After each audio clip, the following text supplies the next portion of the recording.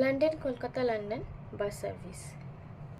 এটা ছিল দীর্ঘের বৃহত্তম বাস রুট। 1997 সাল থেকে 1976 সাল পর্যন্ত চালু ছিল এই রুট। অ্যালবার্ট ট্রাভেল নামে একটা কোম্পানি এর পরিচালনা করত। এই রুটের মোট দূরত্ব ছিল প্রায় 32,669 কিলোমিটার। কলকাতা থেকে লন্ডন পৌঁছাতে সময় লাগত 50 দিন।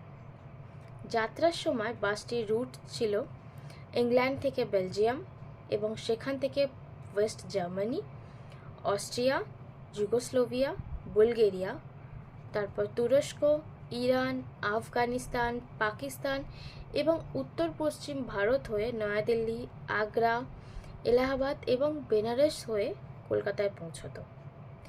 থাকা খাওয়া সহ বাসের টিকিটের মূল্য ছিল 145 পাউন্ড।